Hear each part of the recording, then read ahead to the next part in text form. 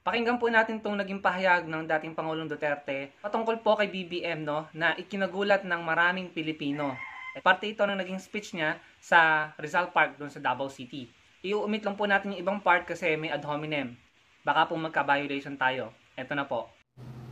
Nung ako'y mayor, pinakitaan ako ng evidence ng PDEA. Doon sa listahan, nandoon yung pangalan mo. Ayaw kong sabihin yan kasi magkaibigan tayo. Kung hindi magkaibigan, magkakilala. Ikaw pumapasok kayo ng alanganin. Mr. President, baka susunod ka sa dinaanan ng tatay mo. Okay. Bungbong bangag yan.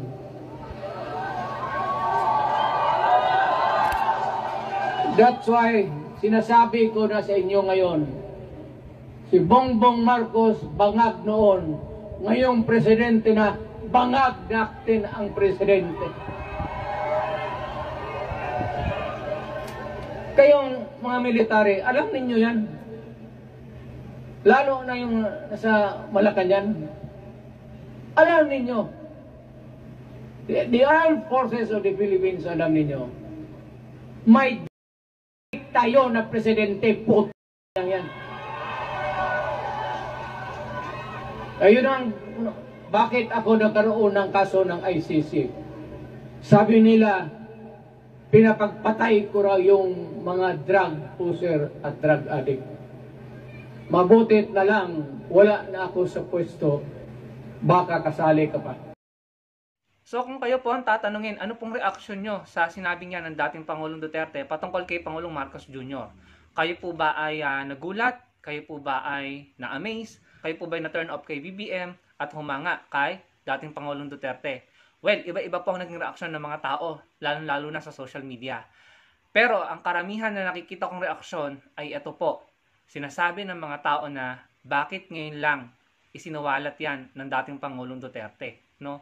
Na kasama sa watchlist ng PDEA, si BBM.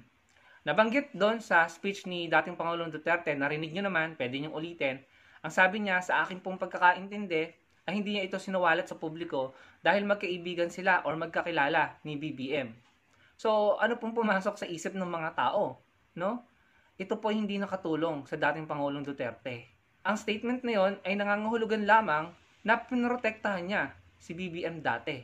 Dahil ang term niya ay kaibigan niya or kakilala si BBM.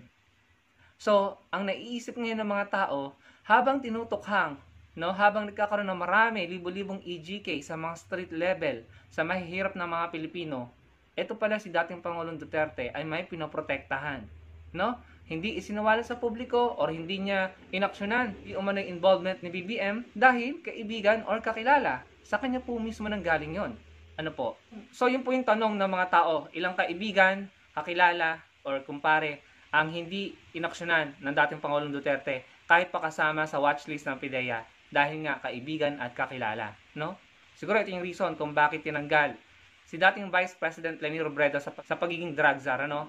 Nung hinihingi niya yung mga dokumento or mga impormasyon, no? Yung mga confidential information patungkol sa drug war na iyan. Siguro dahil ayaw nilang makita or malaman ni Atty. Leni yung talagang mga totoong impormasyon at kung sino-sino ang nandun sa listahan. Dahil kung hindi, siguro, aaksyonan yan ni dating Vice President Leni Robredo.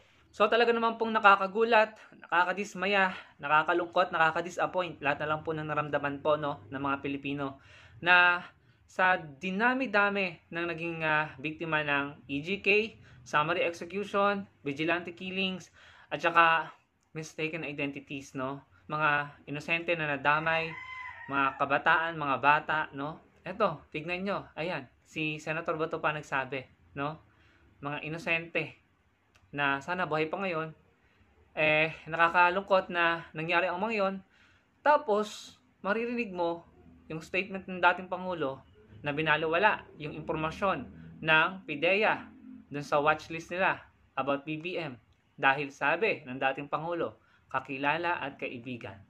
Anong sinasabi nito sa ating mga Pilipino patungkol sa drug war na iyon? Ilang kakilala at kaibigan pa, no, ang hinayaan na lang or binaluwala. Sa kabila po ng napakaraming collateral damages. So kayo na lang po ang humusga. Ano pong masasabi niyo dyan? Sana po mapagbahagi kayo ng inyong opinion sa comment section below. Maraming pong salamat.